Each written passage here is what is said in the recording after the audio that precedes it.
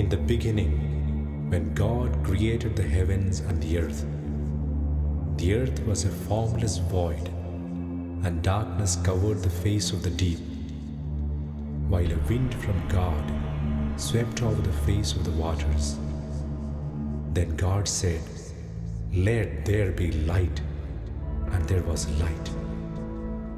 And God saw that the light was good, and God separated the light from the darkness. God called the light day, and the darkness He called night. And there was evening, and there was morning, the first day.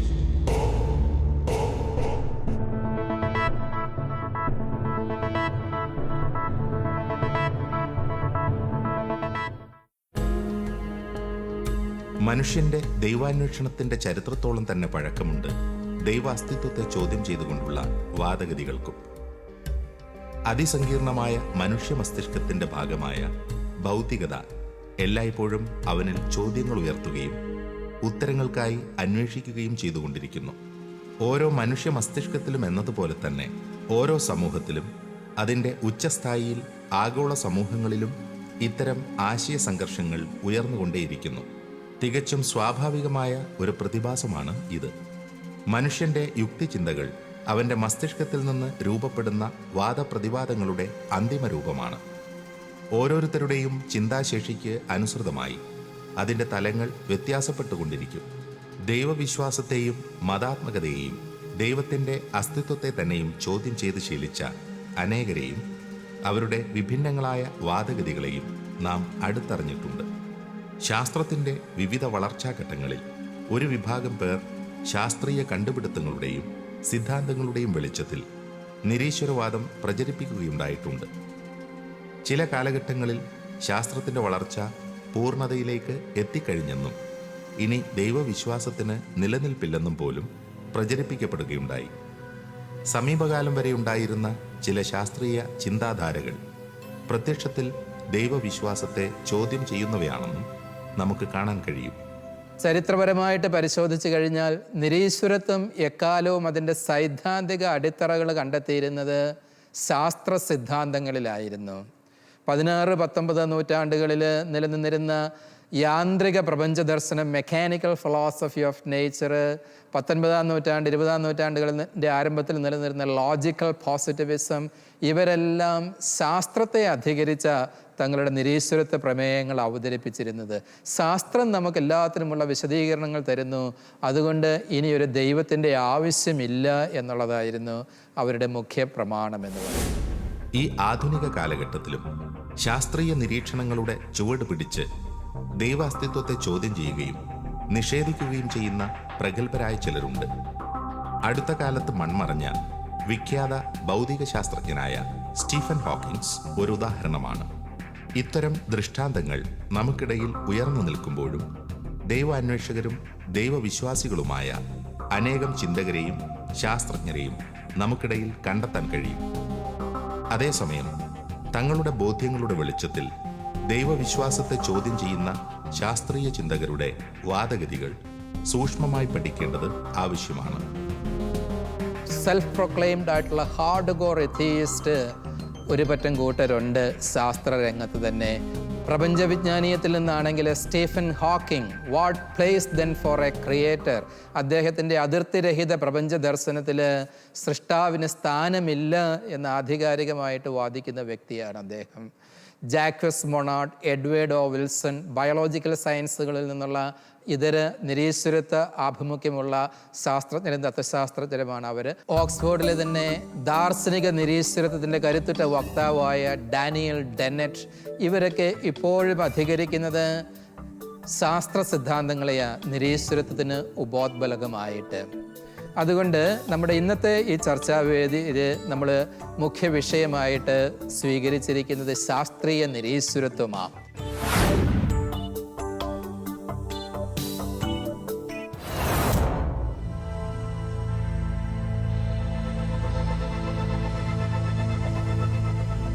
സൈദ്ധാന്തികമായിട്ടുള്ള പണ്ഡിതോചിതമായിട്ടുള്ള വിമർശനങ്ങളെ പ്രതിരോധിക്കുവാൻ തക്ക യുക്തിഭദ്രതയും സൈദ്ധാന്തികമായ അടിത്തറയുമൊക്കെ ഈ നിരീശ്വരത്വ പ്രസ്ഥാനങ്ങൾക്ക് ഉണ്ടോ എന്നുള്ളത് നമുക്കൊന്ന് പരിശോധിച്ച് നോക്കാം. Professor father Job Kozhamthadam SJ, history and philosophy of science എന്ന വിഷയത്തിൽ അമേരിക്കയിലെ മെറിലാൻഡിൽ നിന്ന് ഡോക്ടറേറ്റ്, ഫിസിക്സിലും ഫിലോസഫിയിലും തിയോളജിയിലും അമേരിക്കയിലും ഇന്ത്യയിലുമുള്ള വിവിധ യൂണിവേഴ്സിറ്റികളിൽ നിന്ന് ഉപരിപഠനം. 1986 മുതൽ Pune Jnanadeepa വിദ്യാപീഠത്തിൽ പ്രപഞ്ചവിജ്ഞാനീയം, philosophy of science, വിശ്വാസവും ശാസ്ത്രവും തുടങ്ങിയ വിഷയങ്ങളിൽ അധ്യാപകൻ. ഷിക്കാഗോയിലെ ലയോള യൂണിവേഴ്സിറ്റിയിൽ വിസിറ്റിംഗ് പ്രൊഫസർ. തത്വശാസ്ത്രം, ഫിസിക്സ്, മതശാസ്ത്ര സംവാദം തുടങ്ങിയ വിഷയങ്ങളിൽ ഏറെ ഗ്രന്ഥങ്ങൾ രചിച്ചിട്ടുണ്ട്. ഇപ്പോൾ ഡൽഹി ആസ്ഥാനമായി പ്രവർത്തിക്കുന്ന Indian institute of science and റിലീജിയന്റെ തലവനാണ്. ചരിത്രത്തിൻ്റെ ഏടുകൾ പരിശോധിച്ച് നോക്കുമ്പോൾ മനസ്സിലാകും, മനുഷ്യൻ ചിന്തിക്കാൻ തുടങ്ങിയ സമയം മുതൽ മനുഷ്യന് ഇതുപോലുള്ള ചിന്താഗതികൾ ഉണ്ടായിട്ടുണ്ട്. ചില സമയത്ത് വളരെ സ്ട്രോങ് ആയിട്ട്, ചില സമയത്ത് വീക്കായിട്ട്. ഉദാഹരണത്തിന് നമ്മൾ ഗ്രീക്ക് ചരിത്രത്തെപ്പറ്റി ചിന്തിക്കുകയാണെങ്കിൽ ലെയൂസിപ്പസ് എന്ന് പറഞ്ഞ ഒരു ശാസ്ത്രജ്ഞനുണ്ടായിരുന്നു. അന്നത്തെ കണക്ക് പ്രകാരമുള്ള ഒരു ശാസ്ത്രജ്ഞൻ. അദ്ദേഹം അറ്റോമിക് തിയറി, അണുശാസ്ത്രത്തിൻ്റെ ഒരു സപ്പോർട്ടറായിരുന്നു. അതുപോലെ തന്നെ ഡെമോക്രിറ്റസ്, അതിനുശേഷം 3ാം സെഞ്ച്വറി BC നമ്മുടെ എപ്പിക്യൂറസ്, ഇങ്ങനെ പലരും വളരെ വളരെ സ്ട്രോങ് ആയിട്ട് എത്തിയത്തെ സപ്പോർട്ട് ചെയ്തായിരുന്നു. ആധുനിക ശാസ്ത്രത്തിന്റെ ചരിത്രം ആരംഭിച്ച 17ാം നൂറ്റാണ്ട് മുതൽ ശാസ്ത്രീയ നിരീശ്വരത്വത്തിന്റെ വക്താക്കൾ ഉന്നയിക്കുന്ന വാദഗതികൾ കൂടുതൽ സങ്കീർണമാണെന്ന് തോന്നുമെങ്കിലും അത് പലപ്പോഴും അതാത് കാലങ്ങളിൽ നിലനിന്നിരുന്ന പ്രബലമായ ചില ശാസ്ത്രീയ ചിന്തകളുടെ ചുവട് പിടിച്ചുള്ളവയാണ്. ആദ്യകാലഘട്ടങ്ങളിൽ നിലനിന്നിരുന്ന യാന്ത്രിക പ്രപഞ്ച ദർശനം, സയുക്തിക അനുഭവ സത്താവാദം എന്ന ലോജിക്കൽ പോസിറ്റിവിസം തുടങ്ങിയ ചിന്താധാരകൾ പിൽക്കാലങ്ങളിൽ പൊളിച്ചെഴുതപ്പെട്ടവയാണ്. അത്തരം ശാസ്ത്രീയ ദർശനങ്ങളുടെ വെളിച്ചത്തിലാണ് സമീപകാലം വരെയും വിശ്വാസ സത്യങ്ങൾ ചോദ്യം ചെയ്യപ്പെട്ടിരുന്നത്. മോഡേൺ സയൻസിൻ്റെ കാലത്തേക്ക് വരുമ്പോഴേക്കും, അതായത് 17th century onward, 17th century to 19th century, നമുക്ക് മെക്കാനിക്കൽ ഫിലോസഫി ഓഫ് നേച്ചർ ഉണ്ട്. അതിൽ ഉൾപ്പെട്ട പല സയൻറ്റിസ്റ്റും ഏത്തിയിസ്റ്റ് ആയിരുന്നു. ആൻഡ് ഏത്തിയിസം പ്രചരിപ്പിക്കാനായിട്ട് ശ്രമിക്കുകയും ചെയ്തു. അതിൻ്റെ ഒരു അവശേഷം പോലെയാണ് ലോജിക്കൽ പോസിറ്റിവിസം 20ാം നൂറ്റാണ്ടിൽ ഉന്നയിച്ചത്, വളർന്നു വന്നത്. ആ ലോജിക്കൽ പോസിറ്റിവിസവും നിരീശ്വരവാദത്തെ വളരെ സ്ട്രോങ് ആയിട്ട് സപ്പോർട്ട് ചെയ്തു. അതിന് വേണ്ടതായ ആർഗ്യുമെൻസും എല്ലാം നൽകാനായിട്ട് ശ്രമിച്ചു. ഇപ്പോഴും ഇപ്പോഴത്തെ 20th സെഞ്ച്വറിയിലും 21st സെഞ്ച്വറിയിലും അങ്ങനെ പലരുണ്ട്. കൈ നീൽസൺ എന്നും പറഞ്ഞുകൊണ്ട് ഒരു പ്രൊഫഷണൽ ഏത്തിയിസ്റ്റ് ഉണ്ടായിരുന്നു. അദ്ദേഹം കഴിഞ്ഞ കാലത്ത് മരിച്ചുപോയി. കനേഡിയൻ ഏത്തിയിസ്റ്റ് ആയിരുന്നു. വളരെ സ്ട്രോങ് ആയിട്ടുള്ള ഒരു ഏത്തിയിസ്റ്റ് ആയിരുന്നു. കൺവിൻസ്ഡ് ആയിട്ടുള്ള ഏത്തിയിസ്റ്റ് ആയിരുന്നു. സയൻസ് ഉപയോഗിച്ചുകൊണ്ട് ഏത്തിയിസം സ്ഥാപിക്കാനായിട്ട് അദ്ദേഹം ശ്രമിച്ചായിരുന്നു. അങ്ങനെ പലരും ഇതിനെപ്പറ്റി പരാമർശിച്ചിട്ടുണ്ട്. അതിനി ഉടനെ വിട്ടു പോകുന്ന ഒരു കാര്യമായിട്ട് ഞാൻ കണക്കാക്കുന്നില്ല. ഏത്തിയിസം കണ്ടിന്യൂ ചെയ്യുന്നുള്ളതാണ് എൻ്റെ വിശ്വാസം. ലോജിക്കൽ പോസിറ്റിവിസം അഥവാ സയുക്തിക അനുഭവ സത്താവാദം കഴിഞ്ഞ നൂറ്റാണ്ടിൽ ഏറെ പ്രബലമായി മാറിയ ശാസ്ത്രീയ ചിന്താധാരയാണ്. എന്നാൽ പ്രധാനമായും അതിഭൗതികതാവാദം അഥവാ മെറ്റാഫിസിക്സിന്റെ വളർച്ചയോടെ ലോജിക്കൽ പോസിറ്റിവിസം ദുർബലമായി. ഇന്ദ്രിയങ്ങൾ കൊണ്ട് ഗ്രഹിക്കാൻ കഴിയുന്ന പ്രപഞ്ച സത്യങ്ങളെയും ശാസ്ത്രീയ നിഗമനങ്ങളെയും മാത്രം അംഗീകരിക്കുകയും സകലതും ശാസ്ത്രീയമായും വ്യക്തമായും തെളിയിക്കപ്പെട്ടിരിക്കണമെന്നത് അടിസ്ഥാന പ്രമാണമായി സൂക്ഷിക്കുകയും ചെയ്യുന്ന തത്വശാസ്ത്രമാണ് ലോജിക്കൽ പോസിറ്റിവിസം. അത്തരമൊരു കാഴ്ചപ്പാടിൽ ആഴപ്പെട്ട ഒരു ശാസ്ത്രചിന്തകന് ദൈവവിശ്വാസത്തെ അംഗീകരിക്കുക എളുപ്പമല്ല.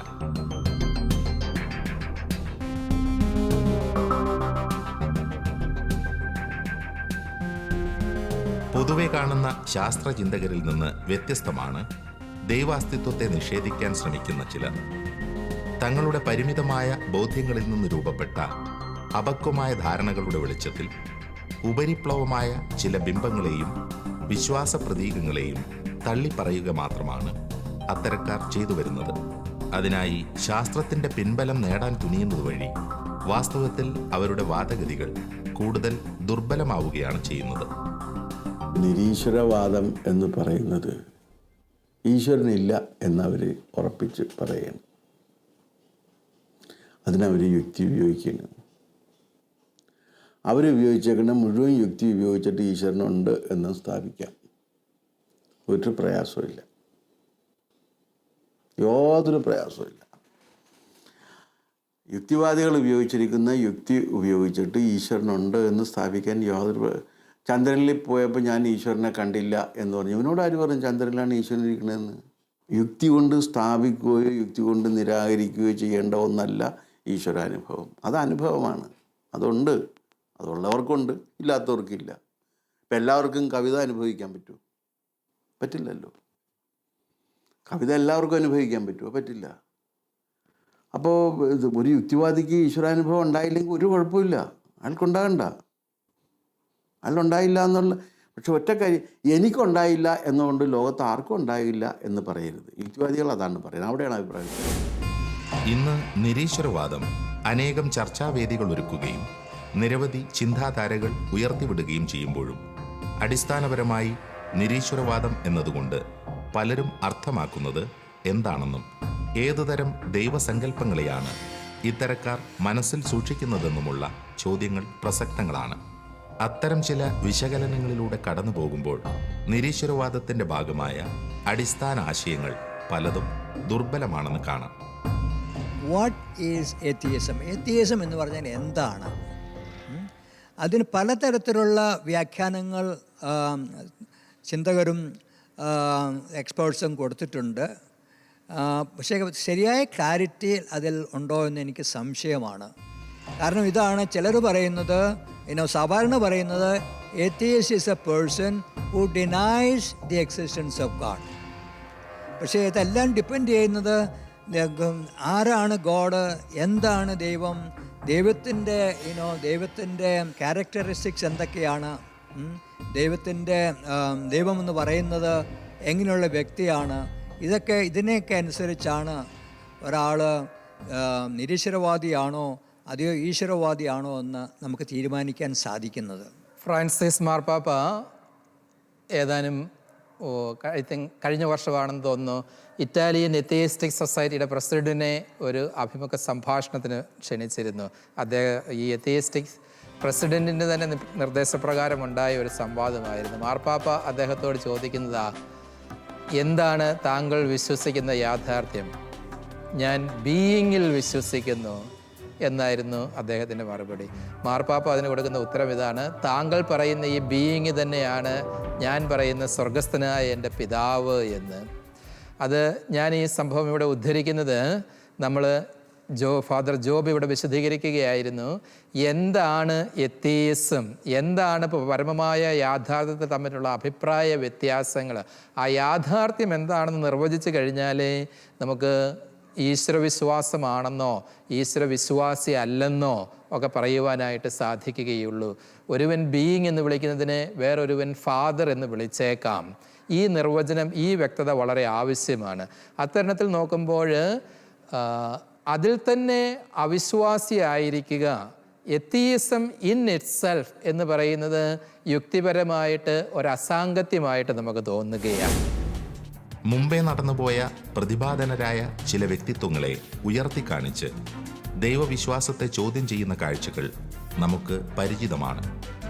എന്നാൽ അത്തരം അനേകം ശാസ്ത്രജ്ഞരുടെയും ശാസ്ത്രചിന്തകരുടെയും ദൈവസങ്കല്പങ്ങൾ ഇന്ന് ചർച്ച ചെയ്യപ്പെടുന്നതിൽ നിന്നും തികച്ചും വ്യത്യസ്തമായിരുന്നു എന്നതാണ് വാസ്തവം.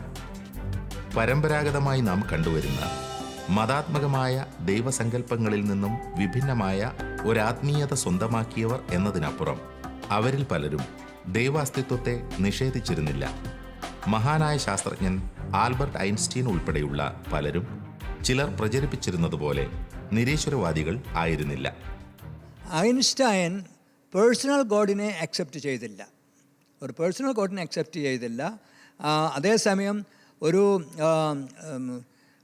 സൂപ്പർ ഇൻ്റലിജൻസിനെ ഒരു ദൈവമായിട്ടോ അദ്ദേഹം കണക്കാക്കി ദൈവമായിട്ട് super intelligence, super conscience, super idea, super law, ഇങ്ങനെ ഇതുപോലെയൊക്കെ അദ്ദേഹം ദൈവത്തെ പറ്റി പറഞ്ഞിട്ടുണ്ട്.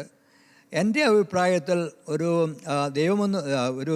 ഈശ്വരവാദി എന്ന് പറയുന്നയാൾ he is ready to go beyond the universe. നമ്മുടെ യൂണിവേഴ്സിൻ്റെ പരിധി കഴിഞ്ഞ് ചിന്തിക്കാനും പരിധി കഴിഞ്ഞൊരു ശക്തിയുണ്ട്, ഒരു വ്യക്തിയുണ്ട് എന്ന് സ്വീകരിക്കാൻ സന്മനസ് കാണിക്കുകയും ചെയ്യുന്ന ആളിനെ ഞാനൊരു ഈശ്വരവാദിയായിട്ടാണ് കണക്കാക്കുക. അതേസമയം ഒരു മതവിശ്വാസിയായിട്ട് കണക്കാക്കണമെങ്കിൽ സാധാരണഗതിയിൽ ഒരു പേഴ്സണൽ ഗോഡിൽ വിശ്വസിക്കേണ്ടതായിട്ട് വരും. ഈശ്വര വിശ്വാസത്തെ നിഷേധിക്കുന്ന, പ്രപഞ്ചവിജ്ഞാനീയത്തിൽ നിന്ന് നിരീശ്വരത്വത്തിന് സാങ്കത്യം കണ്ടെത്തുന്ന ശാസ്ത്രജ്ഞന്മാരും ചിന്തകന്മാരും പോലും പ്രാപഞ്ചികമായ ഒരു ക്രമത്തെയോ ഒരു ബുദ്ധിയെയോ ഒരു തത്വത്തെയോ ഒക്കെ അവിടെ അവരോധിക്കുന്നത് ദൈവത്തിന് പകരം നമ്മൾ ക്രിസ്തീയ വിശ്വാസികൾ കരുതുന്നത് പോലെയുള്ള, വിശ്വസിക്കുന്നത് പോലെയുള്ള വ്യക്തിയായ ഒരു ദൈവത്തിലേക്ക് അവരെത്തിച്ചേരുന്നില്ല എന്നുള്ളതേ ഉള്ളൂ. അവിടെയും പ്രസക്തമായിട്ട് കടന്നു വരുന്നത് എന്താണ് ദൈവം എന്നതുകൊണ്ട് നമ്മൾ വിഭാവനം ചെയ്യുന്നത് എന്നുകൊണ്ട്.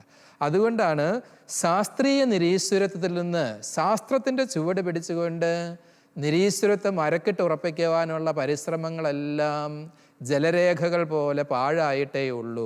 അവയൊക്കെ നിരീശ്വരത്വത്തിൻ്റെ അല്പത്വത്തെ തുറന്നു കാണിച്ചതേ ഉള്ളൂ.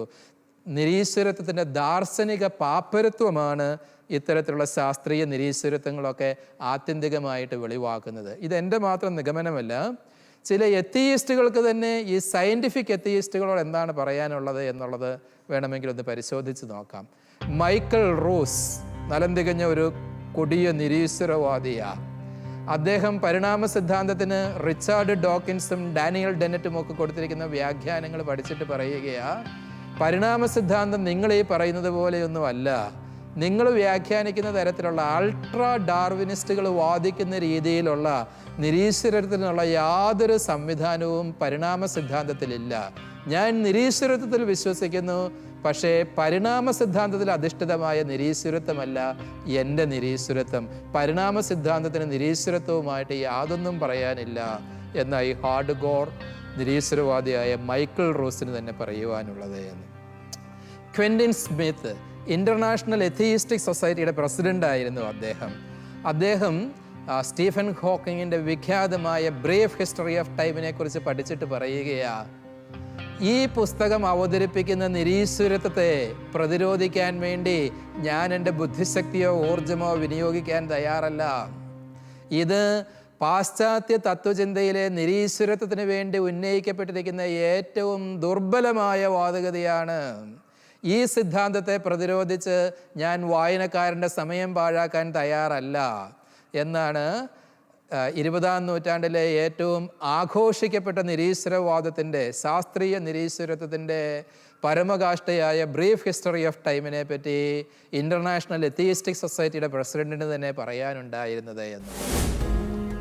ശാസ്ത്രീയ നിരീശ്വരത്വം എന്ന ആശയത്തെ വസ്തുതാപരമായി സമീപിച്ചാൽ അതിൻ്റെ യാഥാർത്ഥ്യം ഇക്കാലഘട്ടത്തിലെ പൊതുധാരണകളിൽ നിന്ന് തികച്ചും വ്യത്യസ്തമാണെന്ന് കാണാം. നമുക്ക് ചുറ്റുമുള്ള ചില നിരീശ്വരവാദികളും അവരുടെ അനുയായികളും ഉയർത്തി കാണിക്കുന്നത് പോലെ ശാസ്ത്രീയ നേട്ടങ്ങളുടെ പിൻബലത്തിലോ ശാസ്ത്രജ്ഞന്മാരുടെ കാഴ്ചപ്പാടുകളെ ആധാരമാക്കിയോ ദൈവത്തെ നിഷേധിക്കുക എളുപ്പമല്ല. നിരീശ്വരവാദികളെന്ന് വിശേഷിപ്പിക്കപ്പെടുന്ന മിക്കവാറും ശാസ്ത്രജ്ഞരും തത്വത്തിൽ ദൈവത്തിൻ്റെ സാന്നിധ്യത്തെ തിരിച്ചറിഞ്ഞിരുന്നവരാണ്. അതിന് വിരുദ്ധമായ സന്ദേശങ്ങൾ പ്രചരിപ്പിച്ച ചില വ്യക്തികളെ അടുത്തറിയുമ്പോൾ അവരുടെ വാദഗതികളിലെ പൊള്ളത്തരം നമുക്ക് വ്യക്തമാകും. അപ്പോൾ എൻ്റെ അഭിപ്രായത്തിൽ മിക്ക ഏത്തിയസും ഒരു തരത്തിൽ പറഞ്ഞാൽ നിരീശ്വരവാദികളല്ല, ഈശ്വരവാദികളാണ്. കാരണം അവരുടെ ആർഗ്യുമെൻ്റ് നമ്മൾ അനലൈസ് ചെയ്യുമ്പോൾ നമുക്ക് വ്യക്തമാകുന്നത് അവരുടെ അണ്ടർസ്റ്റാൻഡിങ് ഓഫ് ഗോഡ്, അവരുടെ ദൈവത്തെ പറ്റിയുള്ള അവരുടെ ചിന്താഗതി വളരെ പരിമിതമാണ്, വളരെ നെഗറ്റീവാണ്. ഒരിടത്ത് പറഞ്ഞാൽ വളരെ തെറ്റായിട്ടുള്ളതാണെന്നാണ് എനിക്ക് തോന്നുന്നത്.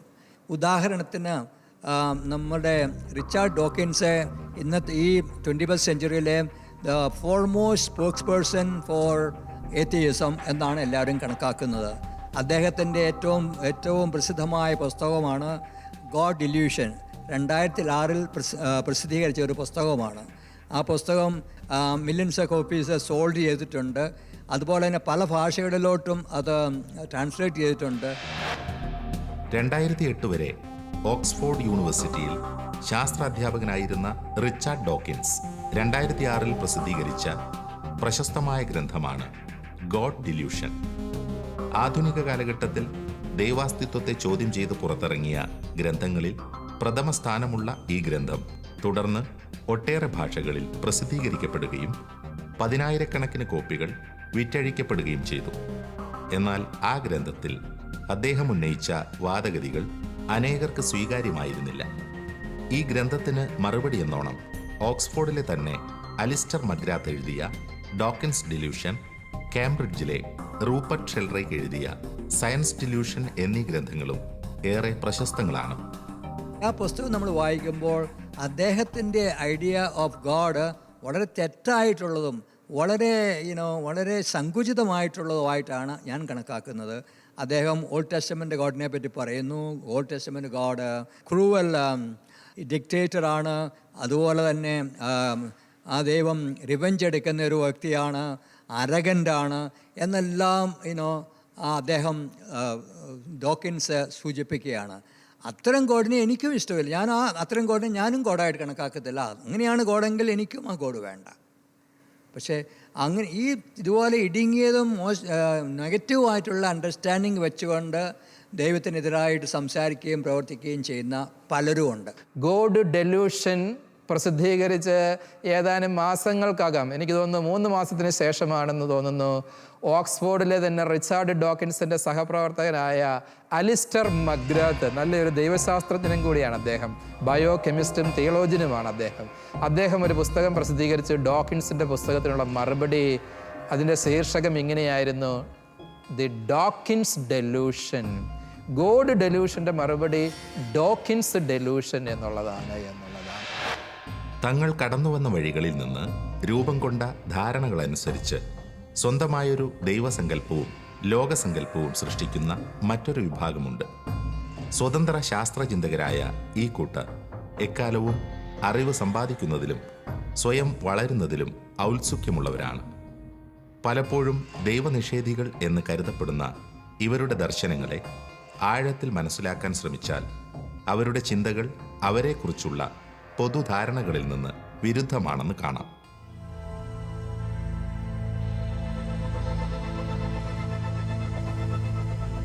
എൻ്റെ പോയിന്റ് ഓഫ് വ്യൂ ഇത്രയേ ഉള്ളൂ. ദൈവം എന്ന് പറയുന്നത് പ്യുവർലി ഒരു മനുഷ്യനുണ്ടാക്കിയിട്ടുള്ള ഏറ്റവും ബൃഹത്തായ മെറ്റഫേഴ്സിലൊന്നാണ്. പക്ഷെ എന്ന് വിചാരിച്ച് മെറ്റഫേഴ്സ് പ്രധാനപ്പെട്ടതല്ലാതാവുന്നില്ല എന്ന് വിചാരിക്കുന്ന ഒരാളാണ് ഞാൻ. ദൈവം എന്ന് പറയുന്നത് മനുഷ്യനുണ്ടാക്കിയിട്ടുള്ള പലതരത്തിലുള്ള മെറ്റഫേഴ്സിലൊന്നാണ്. ആ മെറ്റഫേഴ്സ് വെച്ചിട്ട് തന്നെയാണ് മനുഷ്യർ ജീവിച്ചുകൊണ്ടിരിക്കുന്നത്. പലതും മെറ്റഫേഴ്സ് മാത്രമാണ്, ദൈവം മാത്രമല്ല. വേറെ ഒരുപാട് മെറ്റഫേഴ്സും മനുഷ്യനെ സർവൈവൽ ക്വാളിറ്റിയിൽ ഉണ്ടാക്കുന്ന പലതരത്തിലുള്ള മെറ്റഫേഴ്സിലൊന്നാണ് സ്നേഹം. അത് മെറ്റഫറാണ്. അതെന്ന് പറയുന്നത് പ്രായോഗികമായിട്ട് ഇപ്പം നിങ്ങൾക്ക് എന്താണ് പ്രാക്ടിക്കലായിട്ട് എന്താണ് സ്നേഹം എന്നുള്ളതിനെ പറ്റി നിങ്ങൾക്ക് ഡിഫൈൻ ചെയ്യാൻ പറ്റില്ല. ഇപ്പം അതുപോലെ തന്നെ ഒരു മെറ്റഫറായിട്ട് നിലനിൽക്കുന്ന ഒരു സാധനമാണ് ദൈവം എന്ന് പൂർണ്ണമായിട്ടും വിശ്വസിക്കുന്ന ഒരാളാണ് ഞാൻ. അപ്പോൾ അതിൻ്റെ ഒരു പോയിന്റിൽ നിൽക്കുമ്പോൾ ഇതിനെ നിങ്ങൾക്ക് എങ്ങനെയാണ് പുതിയ കാലത്തെ സയൻറ്റിഫിക് പോയിന്റ് ഓഫ് വ്യൂവിൽ അന്വേഷിച്ച് പോയിക്കൊണ്ടിരിക്കുന്നവർ പലതരത്തിലും ജീവിതത്തിൻ്റെ ഓരോ വഴികളിലെത്തുമ്പോഴും തോട്ട് പ്രോസസ്സിൽ മാറിക്കൊണ്ടിരിക്കും, പുതിയ കാഴ്ചപ്പാടുകളിലേക്ക് എത്തിക്കൊണ്ടിരിക്കും. ഇതൊന്നും സ്റ്റാഗ്നൻ്റ് ആയിട്ടുള്ളൊരു സാധനമല്ല. മനുഷ്യജീവിതം എന്ന് പറയുന്നത്, ഞാനിപ്പോഴും വിശ്വസിക്കുന്നത് മനുഷ്യജീവിതം എന്ന് പറയുന്നത് പൂച്ചയുടെ പോലെയും പഴുതാരയുടെ പോലെയും ഒരു കിളികളുടെ പോലെയും ഒക്കെ തന്നെയുള്ള ജീവിതം തന്നെയാണ്. മനുഷ്യനുണ്ടാക്കുന്ന ഇൻ്റർനെറ്റ് എന്ന് പറയുന്നത് ചിലന്തികൾ ഉണ്ടാക്കിയിട്ടുള്ള വെബുകളെക്കാൾ ഒട്ടും മഹത്തരമല്ല എന്ന് വിചാരിക്കുന്ന ഒരാളാണ് ഞാൻ. സാറ്റലൈറ്റ് അയക്കുന്നതും ബീവർ ഡാം കെട്ടുന്നതും ഒക്കെ ഒരേ തരം ടെക്നോളജി തന്നെയാണ്. അതിൻ്റെ അകത്ത് വേറെ കുറേ അഡ്വാൻസ്ഡ് ലെവൽ നമുക്ക് കാണാം എന്ന് മാത്രമേ അതിനെക്കുറിച്ച് ഇപ്പോഴും ഞാൻ വിചാരിക്കുന്നുള്ളൂ. ആ ഒരു പോയിന്റിൽ നിന്നിട്ട് തന്നെയാണ് എൻ്റെ ഐഡിയോളജിക്കൽ വേൾഡ് ഞാൻ ക്രിയേറ്റ് ചെയ്തിട്ടുള്ളത്. പിന്നെ ബാക്കി ഓരോ ശാസ്ത്രജ്ഞർക്കും അവരവരുടേതായ അന്വേഷണങ്ങളിലൂടെ, അല്ലെങ്കിൽ ഓരോ ചിന്തകർക്കും അവരവരുടേതായ അന്വേഷണങ്ങളിലൂടെ മാറ്റങ്ങൾ ഉണ്ടാകാം. ഞാൻ ഏതാണ്ട് ഒരുപാട് കാലമായിട്ട് ഈ ഒരു തോട്ട് പ്രോസസ്സിലൂടെ പോയിക്കൊണ്ടിരിക്കുന്നതാണ്. It may be changed. എൻ്റെ അന്വേഷണങ്ങൾ ഞാനൊട്ടും റിജിഡായിട്ട് അതിനെ കാണുന്ന ഒരാളുമല്ല. അതിലേക്ക് നമുക്ക് ആഡ് ചെയ്യേണ്ട സാധനങ്ങൾ ആഡ് ചെയ്യും, സബ്സ്ട്രാക്ട് ചെയ്യേണ്ടതിനെ സബ്സ്ട്രാക്ട് ചെയ്യുകയൊക്കെ ചെയ്തിട്ട് തന്നെ സഞ്ചരിക്കുകയും ജീവിതം ജീവിച്ച് തീർക്കുകയും ചെയ്യുന്ന ഒരാളെ മാത്രമായിട്ടാണ്, വളരെ സില്ലി ആയിട്ടുള്ള ഒരു മനുഷ്യനായിട്ട് മാത്രം കാണുന്ന ഒരാളാണ് ഞാൻ. പലപ്പോഴും ശാസ്ത്രകാരന്മാരെ അധികരിച്ച് ദൈവം ഉണ്ടോ ഇല്ലയോ എന്നുള്ള നിലപാട് എടുത്തു കഴിയുമ്പോൾ അവിടെ നമ്മൾ ശാസ്ത്രത്തിന്റെ ആധികാരികതയിലേക്ക് പലപ്പോഴും തെളിവായിട്ട് ഉപയോഗിക്കുവാൻ ആഗ്രഹിക്കുന്നത്. മതഗ്രന്ഥങ്ങളുടെ വെളിച്ചത്തില് വിശ്വാസം, ദൈവശാസ്ത്രം, ദൈവത്തെ പറ്റി പറയുമ്പോൾ ചില ശാസ്ത്രകാരന്മാരുടെ അപ്രമാദത്തെ വെച്ചുകൊണ്ട് ദൈവമുണ്ടോ ഇല്ലയോ എന്ന് പറയുവാൻ വേണ്ടി യുക്തിവാദികളുടെയോ ചില ശാസ്ത്രകാരന്മാരുടെയോ ഒക്കെ സമീപനങ്ങൾ ഉണ്ടാകാറുണ്ട്. ഇത് അഭികാമ്യമായ ഒരു രീതിശാസ്ത്രമല്ല എന്നുള്ളതാണ് ജീവൻ സാറ് പറയുന്നത് എന്നാണ് ഞാൻ മനസ്സിലാക്കുന്നത്. ദൈവത്തെ സംബന്ധിക്കുന്ന ചോദ്യങ്ങൾ എക്സ്ക്ലൂസീവ്ലി സയൻസിലേക്ക് പെർട്ടൈൻ ചെയ്യുന്ന ഒരു കാര്യമല്ല. ദൈവം എന്ന് പറയുന്ന സംജ്ഞ വളരെ അർത്ഥപൂർണമായിട്ട് ഉള്ള ഒന്നായിട്ട് മാനവരാശി കൊണ്ടു നടക്കുന്നു എങ്കിൽ പോലും എന്നുള്ളത്. ഇതിനെ ശാസ്ത്രമത സംവാദത്തിന്റെ പശ്ചാത്തലത്തിൽ നമ്മൾ കാണുമ്പോൾ ഇയാൻ ബാർബറെ പോലെയുള്ള ചിന്തകരൊക്കെ എത്തീസ്റ്റുകളുമായിട്ടുള്ള സംവാദത്തിൽ ഊന്നി പറയുന്ന ഒരു കാര്യം ഇത് തന്നെയാണ്. ശാസ്ത്രജ്ഞര് ദൈവമുണ്ടോ ഇല്ലയോ എന്നുള്ള പ്രസ്താവന നടത്തി കഴിയുമ്പോൾ അത് ശാസ്ത്രത്തിൽ നിന്നുള്ള ഒരു അനുമാനമല്ല, അത് വ്യക്തിഗതമായ അഭിപ്രായങ്ങളാണ്. അവിടെ കൂടുതൽ വ്യക്തിനിഷ്ഠവും കർത്തൃനിഷ്ഠവുമായിട്ടുള്ള ദാർശനിക നിലപാടുകളും പാരമ്പര്യങ്ങളും ഒക്കെയാണ് അവിടെ ആവിഷ്കരിക്കപ്പെടുന്നത് എന്നുള്ളത്. ദൈവാസ്തിത്വത്തെ ഉറപ്പിച്ചുകൊണ്ടും ചോദ്യം ചെയ്തുകൊണ്ടും ഉയരുന്ന വാദഗതികൾ അനന്തമായി നീളുന്നവയാണ്. ദൈവം എന്ന അനന്തശക്തിയെ തിരിച്ചറിഞ്ഞിട്ടുള്ളവർ തങ്ങളുടെ അനുഭവജ്ഞാനത്തിന്റെ കൂടി വെളിച്ചത്തിൽ സംസാരിക്കുമ്പോൾ മറുവശത്തുള്ളവർ തങ്ങളുടെ യുക്തിയെയാണ് ആശ്രയിക്കുന്നത്. യുക്തിയുടെ ആഴം വർദ്ധിക്കുകയും കൂടുതൽ തുറന്നു ചിന്തിക്കുകയും ചെയ്യുന്നതിനനുസരിച്ച് അത്തരം അനേകർ വിശ്വാസത്തിലേക്ക് കടന്നുവരികയും ചെയ്യുന്നു എന്നതാണ് വാസ്തവം.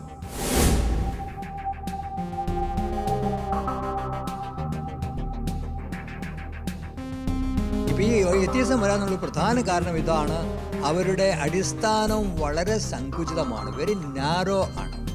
ആ നാരോനെസ് നമ്മൾ അവിടെ കാണിച്ചു കഴിഞ്ഞാൽ, അവർക്ക് അത് സ്വീകരിച്ചു കഴിഞ്ഞാൽ വ്യത്യാസം വരും. വിമർശനാത്മകമായ പരിശോധനയ്ക്ക് പിന്നിൽ പിടിച്ചു നിൽക്കുവാനുള്ള യുക്തിപരമായ ഭദ്രത ആധുനിക ശാസ്ത്രീയ നിരീശ്വരത്വത്തിനൊന്നും ഇല്ല. ഇത് നിരീശ്വരത്വം എന്ന് പറയുന്നത് ഒരു ദാർശനിക പാപ്പരത്വത്തിന്റെ വെളിപാടായിട്ട് നമുക്ക് ഇന്ന് കാണാൻ സാധിക്കുമെന്നുള്ളതാണ്. The universe is pointless for someone who has no point. If you have no point, if you have no foundation, that means if you have no അടിസ്ഥാന മൂല്യങ്ങൾ, അങ്ങനെയുള്ളവർക്ക് the universe becomes a pointless thing. അതേസമയം അടിസ്ഥാനമുള്ളവർക്കും ശരിയായ രീതിയിൽ ചിന്തിക്കുന്നവർക്കും universe cannot become a pointless thing.